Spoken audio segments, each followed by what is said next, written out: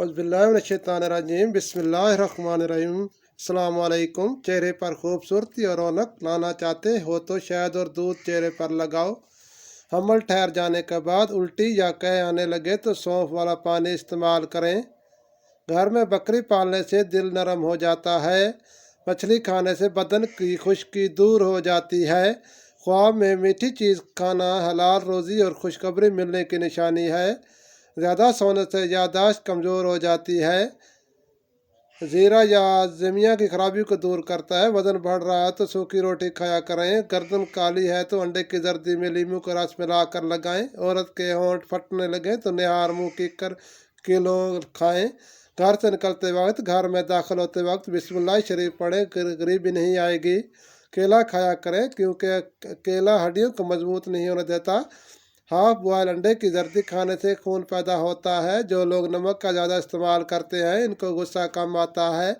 जो हामला औरतें सुबह की नमाज नहीं छोड़ती इनका बच्चा ज़हीन पैदा होता है। सोने से कबल किसी अच्छे पल को याद कर लिया जाए तो बुरे ख्याल नहीं आते। कम उम्र में शादी करने से बुढ़ापा जल्दी नहीं आता। कच्चा अमरूद खाने से सुस्ती दूर हो जाती है। अगर आपकी नज़र कमज़ोर हो तो रोज़ाना सुबह उठते ही सब्ज़ात देख लिया करो। अगर आपका जिगर खून नहीं बनाता तो खुश्क रोटी के ऊपर एक अदद गाजर लगाकर जिगर खून बनाना शुरू हो जाएगा। जलती रोटी खाने वाला जल्दबाज होते हैं। दांतों से नाखून काटने से नज़र कमज़ोर हो जाती है। रोटी हमेशा नरम और फूली हुई खाया करो। कमर की चर्बी और पेट की चर्बी नहीं बढ़ेगी। मोटी औरत की नाभ में नींबू का रस डाल दो। हफ्ते में पेट अंदर जाने लगेगा। पेट खराब हो तो अदरक को चबा कर देखो, फौरी तौर पर आराम आ जाएगा। गन्ने का रस पीने से आवाज़ सुरीली होती है। चने की दाल में सौंफ मिलाकर खाने से आपकी जवानी बरकरार रहेगी। समुद्री नमक खा लिया करो, वजन कमी आने लगेगी।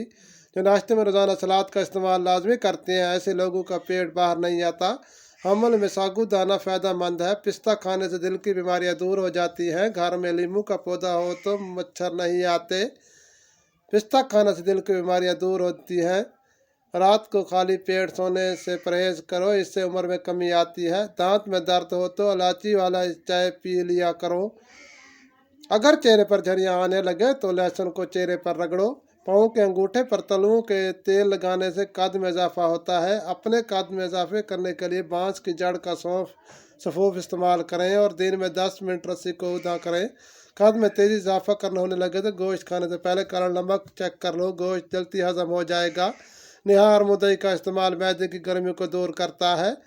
पुदीने के कहवा रोज़ाना इस्तेमाल करते रहना चाहिए। मैदे के तमाम अमराज निजात मिल जाती है। वीडियो अच्छी लगे तो सब्सक्राइब कर दो।